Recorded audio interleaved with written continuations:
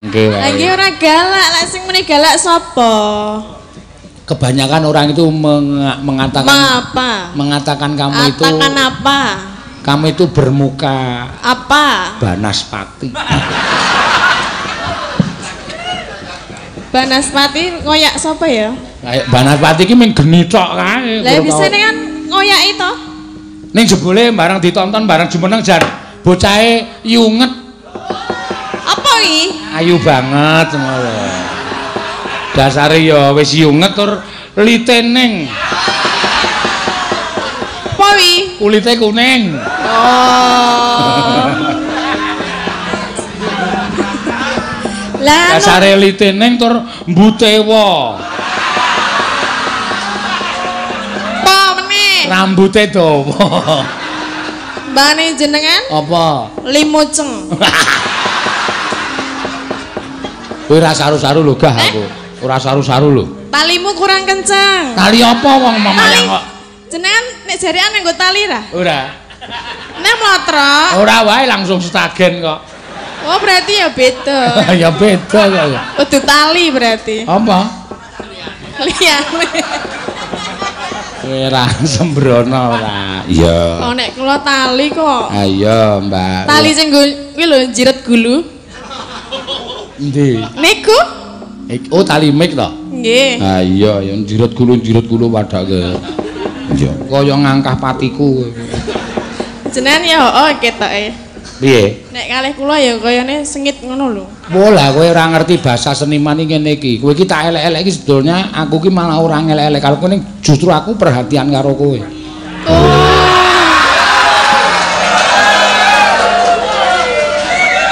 Nane, Bro. Hah? Bro ye maksude? Ya kayak Pak Dwi lho nek nyeluk Bro, Cin ngono. Ah kok Cin iki rumah samu cinta kok. Lah apa? Si Cin. Apa si Cing? Si Cing iki nek carane wong tua biangane. Tak kira silit kucing. Aku terlalu pede. Oh berarti saru to Pak Wi? Oh, kowe Cing ngono kuwi. Cin ngono. Cing kok Cin. Lah krungumu Cin to? Ah mau kuwi sing jajar aku. Halo Cing ngono kuwi. Kok Cing apa Pak? Si Cing ngono kuwi. Si Cing. Si Cing iki mbiyen mbahku nek ngelokke wong sengit iki si Cing ngono kuwi. Oh iya. Nggih kagem Pak Dwi sugeng ambal warsa nggih Pak. Nggih. Sehat selalu. Wis rasa tok gagas Pak. Sinden ngono kuwi njaluk dit wis yakin. Wis dinehi kok. Wis dinehi to? Empun. Oh pira? Nek arep ngeneh ya ora apa-apa. Ora pira? Mboten ngerti tenan amplop e. Nang pira? Yuk wis tak hitung rung yuk. Ku biasane sok mung dipaske jumlahe. Iya, nyeket. Masa Pak Dwi ming 50? Kae iki arep kaya ngono. Deloken kae wulu range ning mburi dawa banget. Nandake apa? Cetil. Oh ning jenengan ya dawa iki. Ning jenengan ya dawa. Ya ben nek nggon aku tak ingu kok. Dadi ya cetil ya. Ora. Lumayan Pak Dwi 50 metu lah jenengan ra ono e. Blas. Sesuk sing bayar sapa nek udu aku? Lah iki kan ya. Hah? Sesuk sing bayar sapa nek udu aku? Lah nggih, saka panitia. Ah panitia nek ora nanggap aku. Mbok iki ning nggo mikir. Apa iki apa? Surah gedene Raja Mak kok isine telek ora. Kok padake urang isine telek. Lah urang kok ora jingkrung. Lah urung digoreng ya ora jingkrung. Ora usah digoreng jingkrung kok. Ya urung wayahe. Jingkrung nek semono kuwi ora kaya urang, kaya apa bulus. Bulus. Iya, ayo bulus. Ah bojomu jenenge sapa? Tulus. Nek lanang tundang Pak Lus, nek wedok jenenge? Hah? Nek wedok jenenge sapa? Bulus. Ha kene kok. Ya nek bulus kuwi ora apa-apa. Apa njur butul ngono? Ya ora, ya bulus. Wong bojone jenenge Tulus, sik lanang tundang Pak Lus, sing wedok jenenge Bulus. Bulus kok semono. Apa meneh? Urang udu bulus udu apa neh? Alah apa? Kebo ngono. Ora, kebo kok semono. Lah apa? Sik aku mah sliliten itu. Ora mangan apa-apa kok sliliten ya. Tak sogoke piye? Aja, alah. Ayo kuwalik.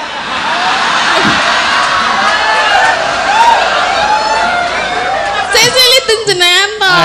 Ayo sing nyogok silitmu ki aku wae. Lah aku ora sliliten kok. Sogok. Mbok sliliten. Ya ora kok.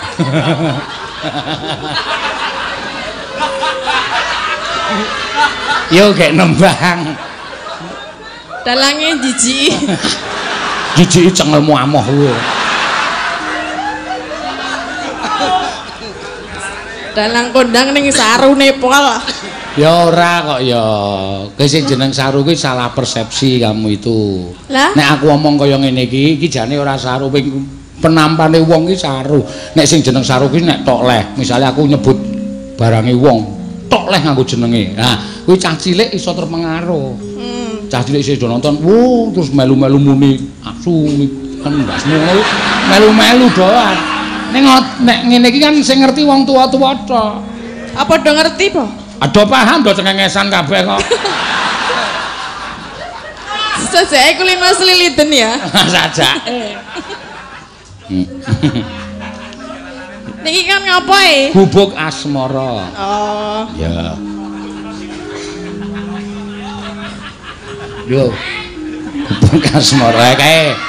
Kaya ana sing kae ngerti nek kowe iki asli rada budhek.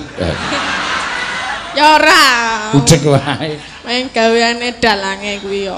Ya ora apa-apa wis ben wis dadi terkenal. Ora ming nang kene lho nang YouTube sok-sok nek komentar Tatin ki kok Mbak Tatin tidak disuruh berdiri Pak. Ngono wis dadi ciri khasmu wis ora apa-apa. Iya.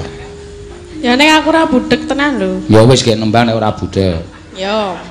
Gubuk asmara. Siap. Kau kini. Nah. Sing kuwi mau ora jelas. Jelas wae. Ora. Wah, kupingmu kuwi. Mulane nek ndek kuping ki disesuaikan karo sirah. Lah piye? Sirahe gedhe kok kupinge cilik. Lah masa ya arep gedhe kupinge kaya gajah. Ora apa-apa, nek ora ditlale kowe. Maksude piye? Sing ngarani gajah sapa nek ora ditlale? Badak. Iya. Wis gak nembang, kok ndak malah padu wong kowe karo aku ora cocok. Nek ora gek nembang malah ora wis-wis. Nyingkar nyingkur ya engko tibake gubuk asmara. Iya nggih meneng kok. Aku ki nang kene ditanggap mayang kon ngomong kok kon meneng. Lah iki jare kan nembang kok malah ngomong wae. Ya wis gek nembang. Nek ora dadi wong iki.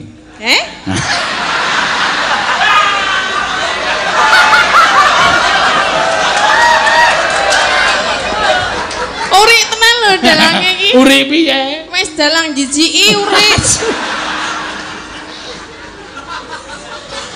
Ya, cetanan. Ya ternyata saiki sing udah digoleki sing jijiki. Nyatane jadwalku runtut to yo. Ora apa-apa. Apa iya? Ah iya. Wis gek nembang malah aku ngomong wae ora. Wis tak rasa ngomong kok ndak. Ya itu lebih baik. Nyingkar nyingkur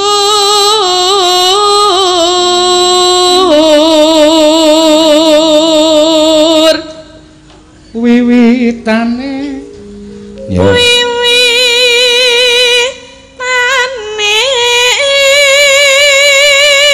cengkoke dipernahke yo kene krungu ya krungu ya iya wong aku ya nek omong ya biasa kok nek biasa krungu wiwitane nyingkar nyingkur apa nyanyi ngene Pi ngopo e? sakarepku to Kences kok. Ben ngopo? Iki nek wayangan cara mbiyen iki ngene iki. Aku jek kelingan mbiyen bapakku nek mayang nang desa, ayo mikir dikeki nganu kacu ngene iki lho. Ha ngene iki. Kowe ngopo kowe mesti mbayangke sing ora-ora.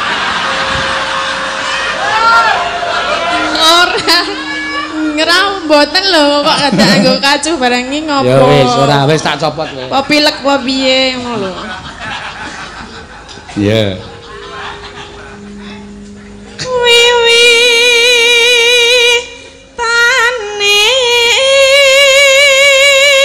nyingkar nyingkur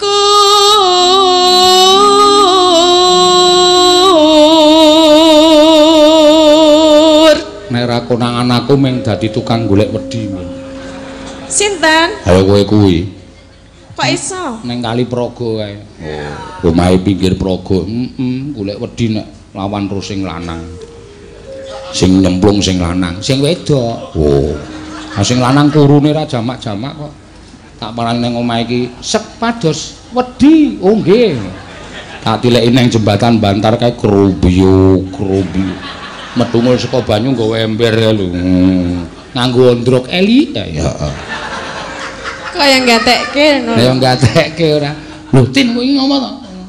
Mbok sing nyemplung sing lanang. Ampun, make ndak ilang. Ngono. Apa? Ambuh kok ya. Anak keli barang. Kok ndak ilang, ndak cilik. Nah, ra matok genahke to. Asine sing jijiki kowe asine. Ya ora. Nek ra jijik ya ora ning aku kok le. Lingsir. Ayo. Ayo nanti Diteruske. golek wedi. Pengen golek wedi, Pak. Heeh. Bareng karo kowe. Kok ndak mah ngendok. Sepira ya? Lingsem yen ke mutan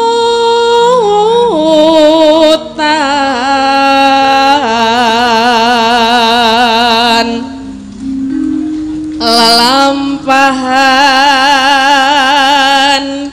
kang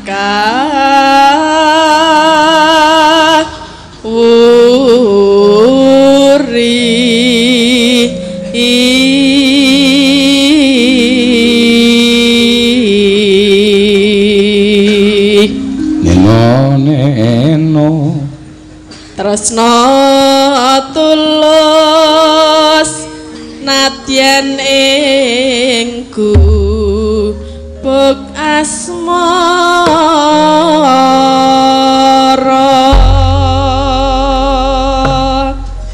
yen liwat aku sikatan kelingan kok sikatan ya yen liwat aku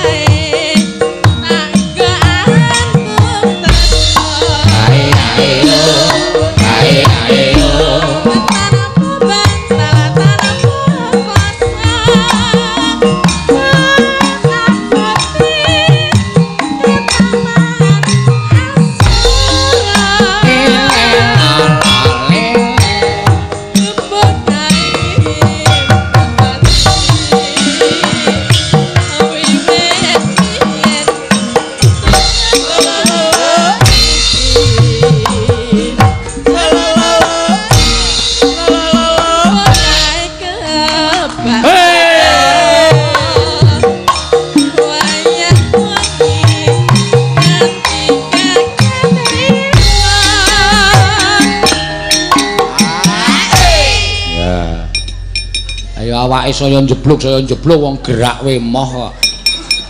Wis gerak ora kerasa apa piye to? Hah? Kok dimatke?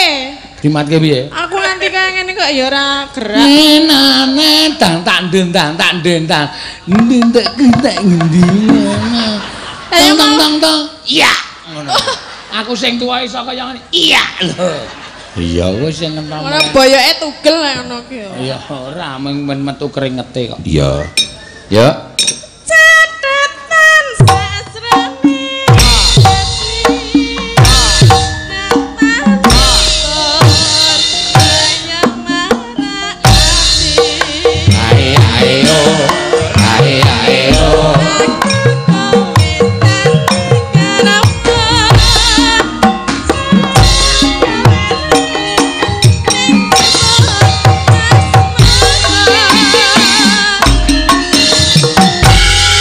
Nanging gandheng gonku ngundha layangan ana plataraning pertapan rasaku kaya sepi tumuli aku ninggal pertapan Saptwarga ngupaya karo kowe wah ndak sawang barep kakangku ingkang tansah momong karo Pinten Tangsen rasaku kaya ora mentala Permadi aja pisan-pisan ninggal pertapan Saptwarga yen luwih wigati Pandhawa tetepa jangkep 5 inggih pangraos kula nembe boten saged jenak lire kepiye dipun sababaken lelampahan ingkang sampun kepengker nalika Pandhawa mesanggrah wonten ing Sendhang 7 tumunten kadhawuhan dening para Sata Kurawa pindah wonten ing Sendhang 9 paduka Kakang Mas Kemutan mapan wonten ing Sendhang 9 wonten satunggiling naga ingkang nalika semanten pejah dening Kang Rayipun Permadi. Wondene naga kala wau ingkang namipun naga Gombang. Sapejahing naga tumunten nilar suwanten bilih benjang badhe males ngudi tuwuh lara wirang kaliyan ingkang Rayipun Permadi. Kakang Mas nalika semanten tumunten manah kula ketuwan raos kuwatir druga ngangsa waswan sumelang. Mula kang sangka kuwi bisa meneh aja banget nggonmu ngegungke marang kasatriyan sarta kasektenmu nadyan mung wujuding kewan nanging kewan kuwi uga duwe hak sarta duwe kewajiban urip bareng karo bangsaning menungsa aja sok gendak sikara karo sak pepadaning titahing Gusti Permadi singsihna rasamu ingkang kaya mengkono mau sing wigati ayo Wah, mesake barep kakangku nggone antu-antu lawan pun kakang apa dene Siadi bali nyang Saptawarga mundak diarep-arep karo Kanjeng Hyang Wiyasa Permadi. Miat langening kalanggiwan agar pandan moncar tinon ler kakonan surem sorote tahan padang kasor lan pacaring purnameng kekono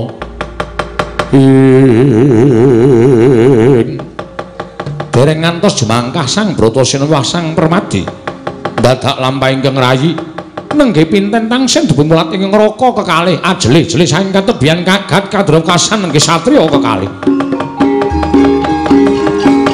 Permara remangos wamyong ambrengangen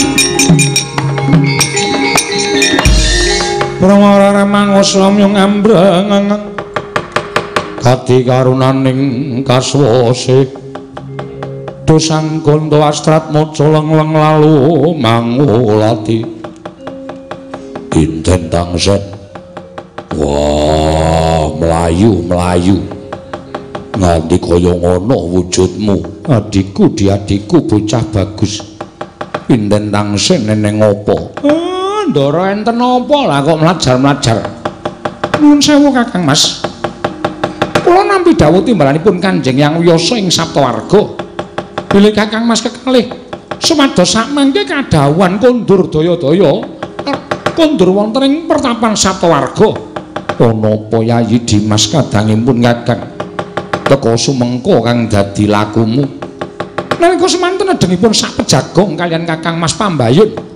Inggih Kakang Mas Puntadewa dumadakan rawuhipun Kakang Mas Kurupati lan sak kurawanipun nalika semanten mulasara dhateng Kanjeng Hyang satemah angrebat lengatala ing mapan wonten ing inggih menika kancing gelungipun Kanjeng Hyang Wiyasa Kakang Mas. Wah Kurupati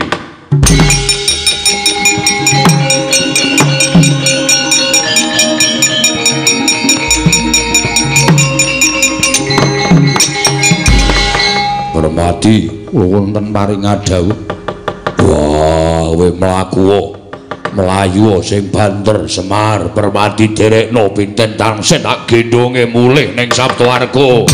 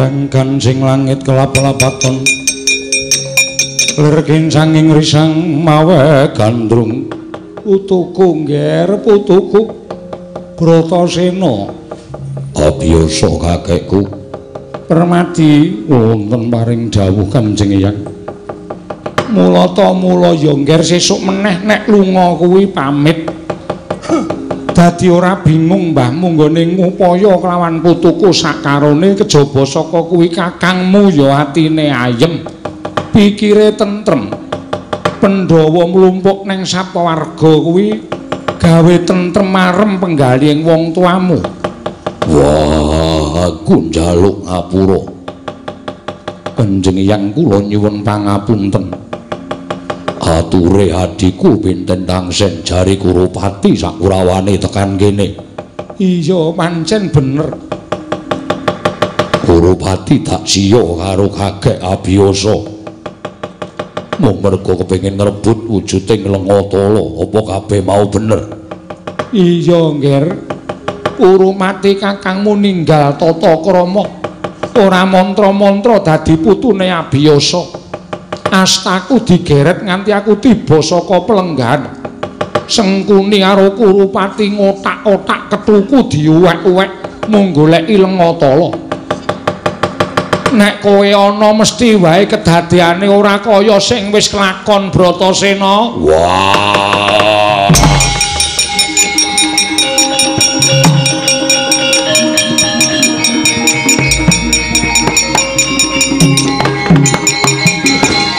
Lilanono dina iki aku tak barang ngamuk nang Ngastina Kanjeng Eyang Lilanono kula nderekaken Kakang Mas Bratasena kosek ora prayoga ya yen to Pandhawa bakal barang ngamuk nang Ngastina aku percaya marang kekuwataning Bratasena putuku cah bagus ning dudu kuwi kareping puniyang kowe kena sowan ning Ngastina nanging mung mligi kudu isa nggawa bali wujuding Lengatala wah monggo wis diagawa dening Kurupati kudu nganggo cara ingkang rungsit lan rumpil aja nganti kawistara Kakang Semar duwe igo apa piye Petruk Bon nek kalih kula beres penembar mengke Pandhawa 5 Ndara Puntadewa Ndara Bratasena Ndara Permadi Ndara Nekulasdewa sowan teng Ngastina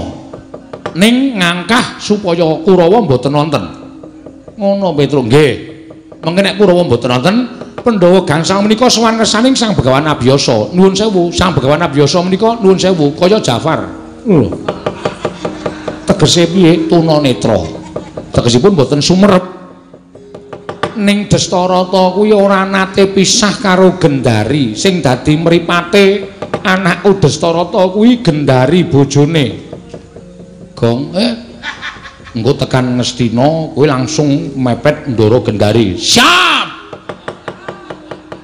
mepet to engko nek kurang mepet kowe omong ya tak pepet kene wong anggere kon mepet kok senenge Raja Wajah pokoke pepet diweden-wedeni aja nganti paring pangandikan pokoke nek arep omong langsung tok atungi kepel apa engko tak atungane engko piye ngono arep omong tak atungane kuwi kepel udu lho ha apa wis pokoke manut aku kok engko anggere tak tungke ra terus merem Gendari ora sembrono lho tenan iki serius ha mengko nek Ndara Dastarata kuwi ndangu sapa sing teka Gendari aku sing wangsulan kowe iso nyuwara wedok apa iso engko nek aku wangsulan atobat menika ingkang putra pun Kurupati engko Ndara Bratasena maju engko nek Ndara Dastarata paring dawuh iki Kurupati aku tak nyuwara Ndara Kurupati inggih Kanjeng Rama engko nek didangu iki sapa Ndara Permadi maju aku tak nyuwara Ndara Dursasana ya kula Rama wangun to Gong persis e cangkemmu iki sapa itu cangkemmu kuwi kok engko nek Ndara Nekulasdewa maju aku tak niru Ndara Citraksi nek kula Kanjeng Rama oh wis beres ngaten penemban kinten masuk mboten nggih bertekel kula masuk Petruk dados tak tuntang gendang-gendang Petro, iki ora wancine Gojek. Iki serius iki, aku kon mepet Ndara Gendari. Wah, Petro. Kaya-kaya penemumu klebu ing akal. Ponokawan Petro. Yen to pancen mengkono Kanjeng Hyang kula kinten menika sampun satrepipun. Permadi, apa ora jeneng apus-apus karo wong tuwa? Wah, lah iki sing marai randat iki. Niki ngapusi ning supaya amrih becike. Nadyan amrih becik wong ngapusi kuwi dosa Petro. Tak sanggane. Ming dosa ya. Cangkeme. Tak sanggane. Apa? Ning ngarepe piyayi kok ngomong bengok-bengok kaya ora diatur cocote. Niku ya dosa. Ngendika ngoten niku ya dosa. Oh, karo wong tuwa ngonoake nyuwara seru ning kupinge pepunden. Pepunden apa? Petruk senengane ngono kuwi. Bratasena Permadi Puntadewa Pinten Nangsen Budala Nangestina. Kaya sing digoke Petruk ndak kira iso kelakon. Kowe kabeh iso nampa kanugrahan saka Lengata Longger. Wah, Pinten Nangsen tak gendonge.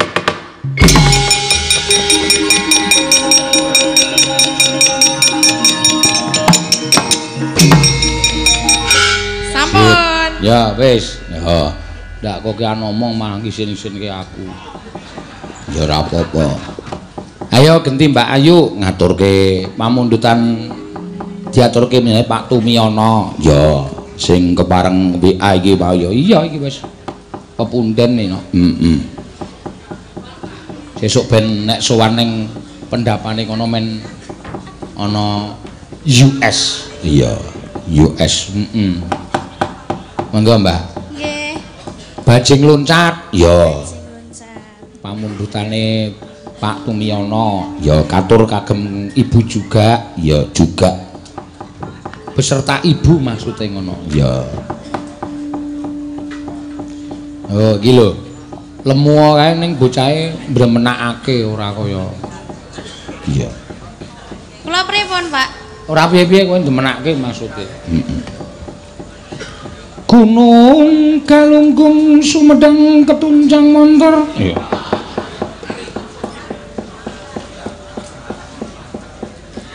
Gunung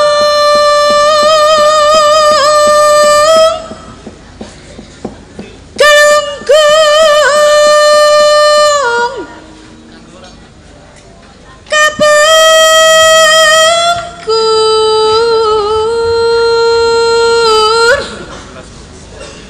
Gunung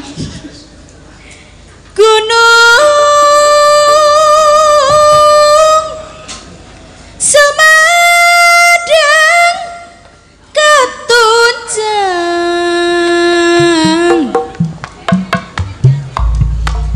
Telaga Sekawayana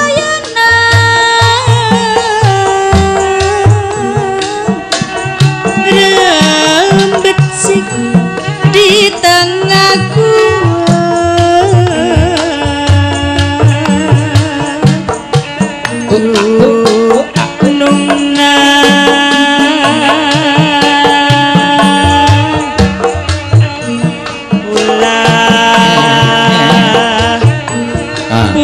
undung tudisung kurulan sungkan kaya dirubung lemut.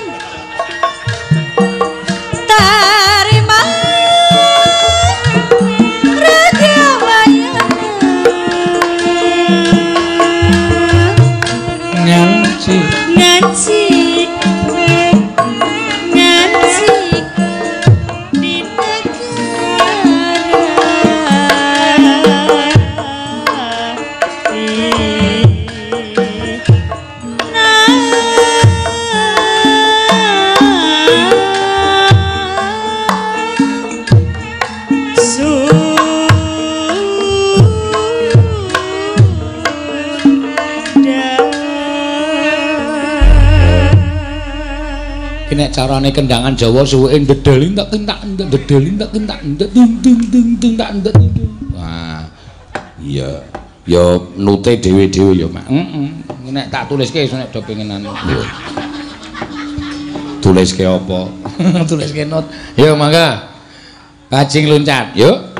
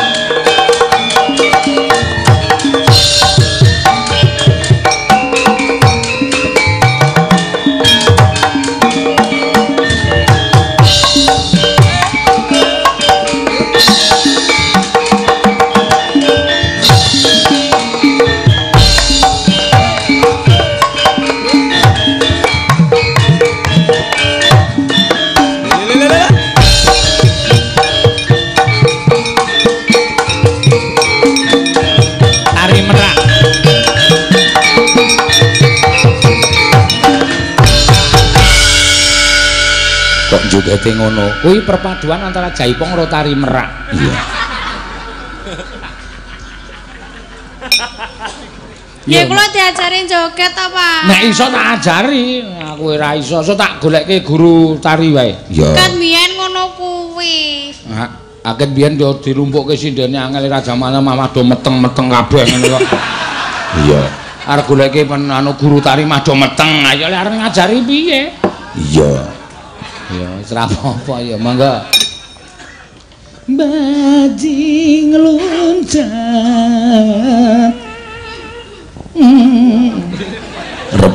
Rebabe mah kaya dirubung lemut.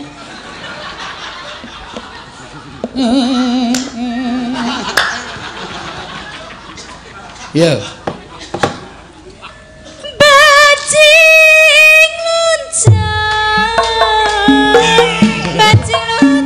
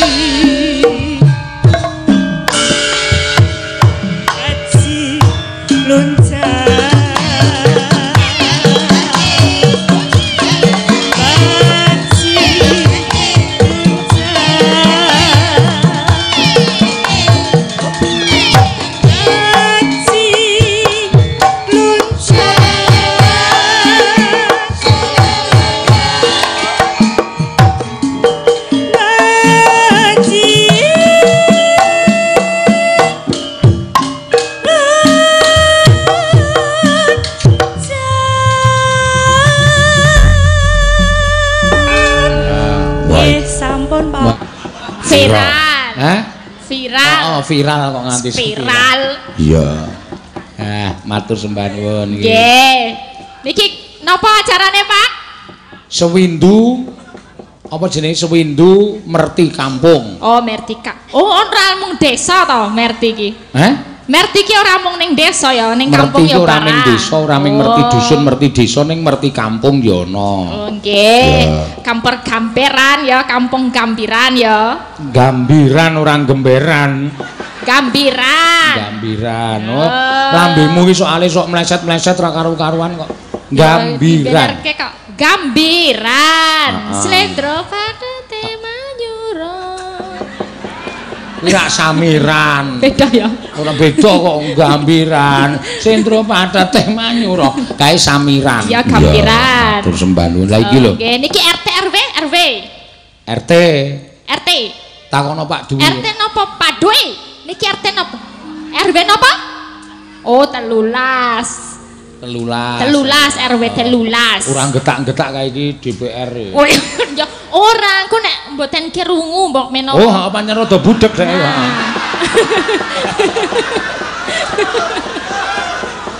Makane kan sero langsung 13. Ngono kan ya. Jelas kabehne. Jelas ya jejeli gelas. Ya ora apa-apa. Niki ajeng ngaturi napa? Didongake sik. Wah, didongake. Anu apa jenenge basa Jawa sing apik. Wah, iya.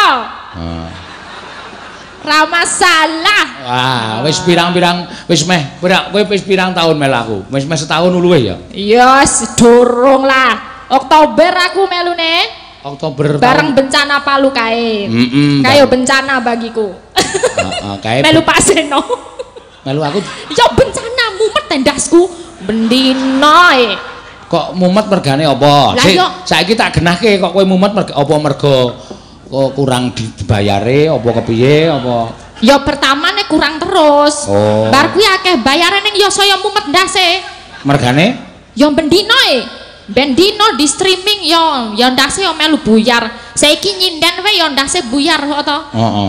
Lali cakepan lagu-lagu. Iya to, ya ngono kuwi keadaane. Saya meneh kowe iki sok-sok disuwuni bintang tamu di kana.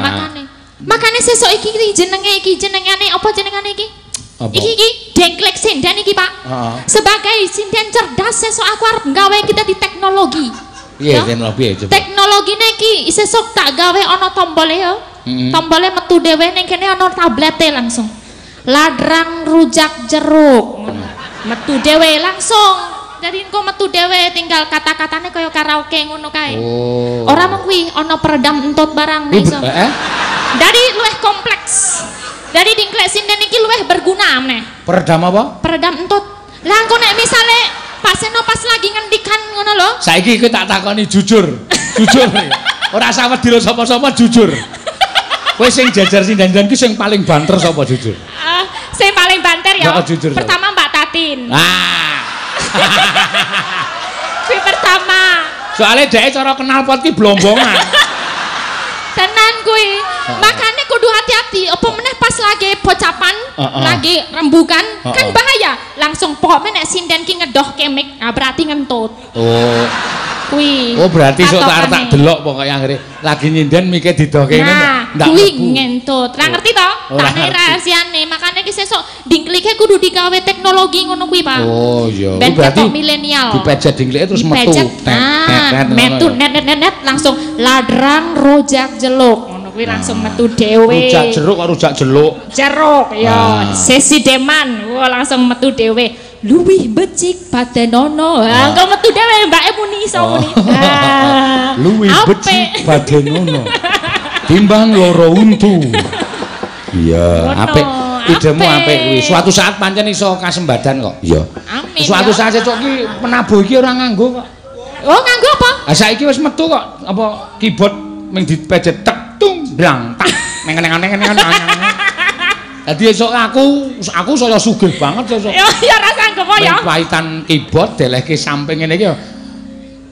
Iki merkane patimu blang tang perang. Rampung rasa bayar wiyaga. Oh lah iya.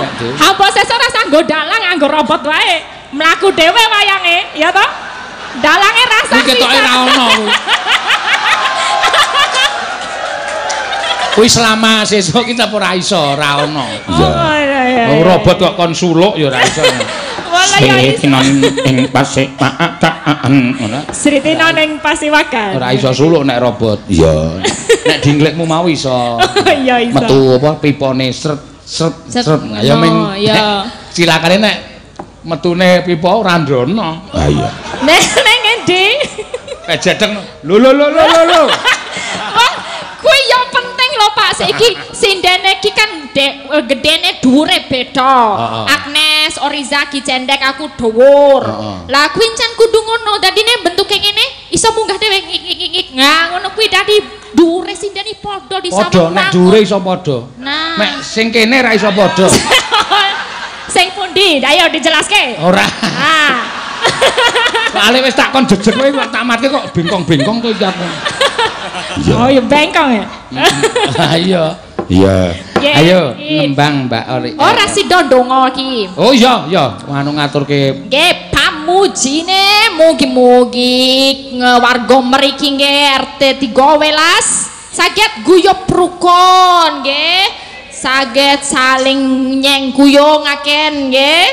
Nyengkuyung siji sama laine. Siji sama ini piye? Lah siji karo laine, siji karo liyane. Heeh. Setunggal kalih sanese. Mugi-mugi mengke wonten perekonomianipun nggih munggah nggih. Naik iki apa, Pak? Ayo munggah. Munggah nggih mengke wonten UMKM macam-macam niku pun diaturake kalih Padowi yang paling bagus sak donya.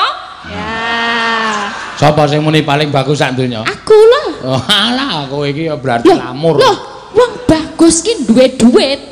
Ora kaya iki, nek dalange ki ora duwe duit. Saka jenenge wis ketok. Sen no.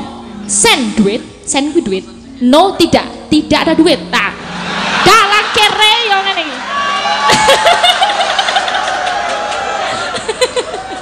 Ora apa-apa, ora masalah. Iya. Sen no, ya bener. Sen kuwi duit no kuwi no kuwi. No tidak ada duit. Ah ya wis. Kere. Wis kok nek do njaluk seragam, njaluk bros, nek tak kei ya mbok nganti modiar. Oh ya, nesu. Sen no. Wis kok nek Pak ini brosnya ganti sen no. Sen duit no tidak ada. Gawat iki aku kok diketak karo Mbak Tatin karo Bu Pras iki piye ya? Aku sing gawe karangan kowe dhewe kok. Waduh. Wis salahe kok gawe ngono nek kowe nembungke sing wani nembung aku iki mung siji kowe loro Tatin wis. Iya, sing liyane iki do rawani. Mbok Prastiwi kae wis sing tuwa kae. Anggere ana apa-apa nak ora wani dalange suarane. Mesti le alasan dalange suarane atos e ngono. Heeh. Nek Pak ini teman-teman sen no aku. Ya kebangetan nek kowe kebangetan. Ben dino mayang kok sen no, ya. Ah sing aran kowe dhewe kok? Ya rupiah yes ngono lho, sen no rupiah yes. Oh, sen no rupiah yes. Maksudnya piye ki sen no rupiah yes? Kan saiki dudu sen wis ra zamane, saiki wis rupiah. Dadine rupiah yes, syukur-syukur dolar. Tambah akeh meneh ya. Dolar dodone melar. Oh, dodo melar apa meneh kuwi. Wis iki nembang wae, napa Pak? Iki ana sing nyuwun lali janjine karo Gubuk Asmara. Lali janjine. Lali janjine apa Gubuk Asmara terserah, Mbak Elisa. Lali janjine nggih, ha? Gubuk Asmara kula napa Mbak Tatin? Malah kijeng miring barang andi duwite. Langsung mingkem ya takoni ngono. Modar ora. Sinden nek mentale top-top ngene malah cilaka. Ana sing njaluk Gubuk Asmara, ayo endi dite langsung. Sing bengok meni ra duwe. Ra duwe yen tertib wae. Ya. Dina Minggu kang tak anti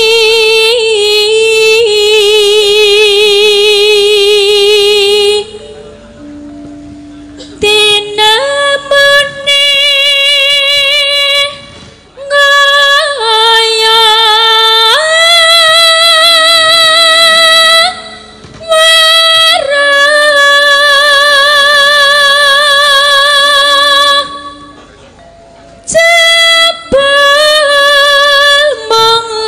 janjine sindene 7 ning kancane akeh komplit-plit. Wah, ya wis saking senengku ana karo kabudayane nganti tak goleke gamelan sing kira-kira ora iso dituthuk sing penting iso nggo didepen nabuh. Iya. Iki sing sijine iki calone ana ben dhewe tak kene gayor dhewe-dhewe. Oh. Dadi sok didep piyaga dhewe-dhewe. Ming khusus tak ndlang tak dilmung dilmung. Iya. Saiki pengendang jaiponge loro. Ha iya, gentenan. Oh iya. Neng 2 lagu kesel ganti, ora penak. Iya.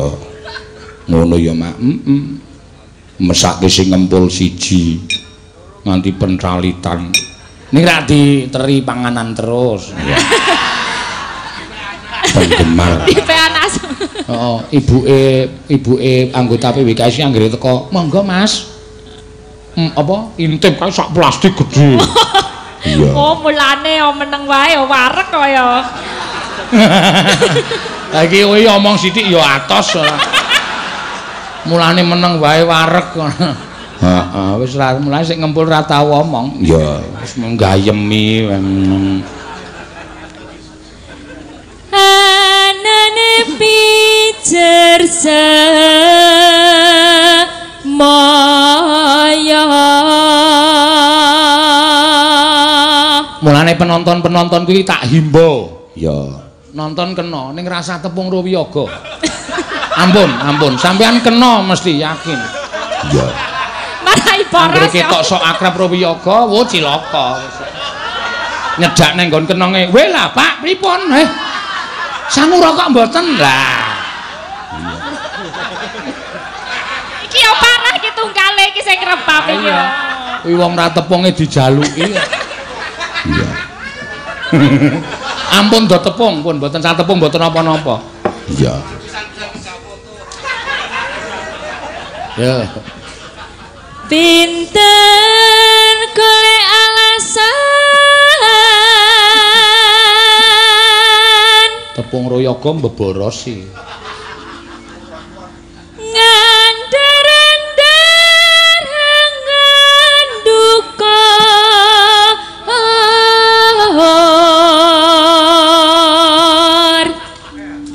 Aku wis ora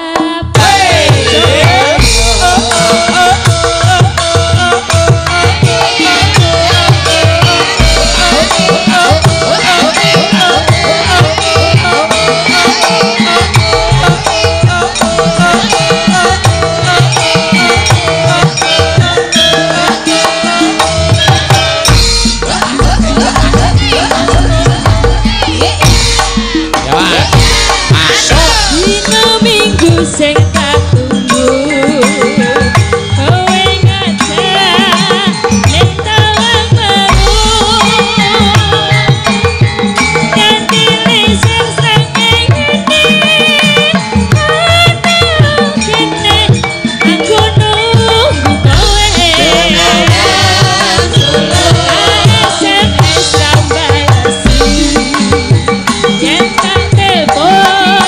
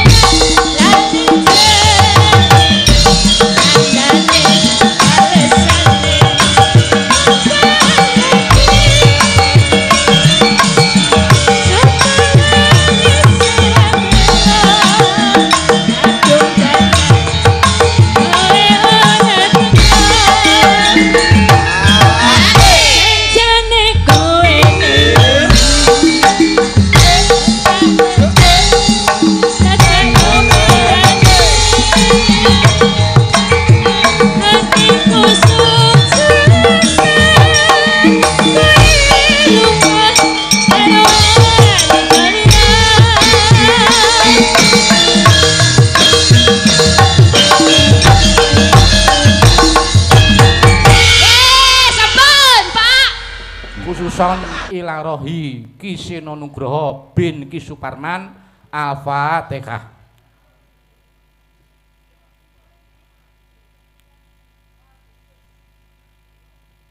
Amin. Matur sembah nuwun. Ya, nek wis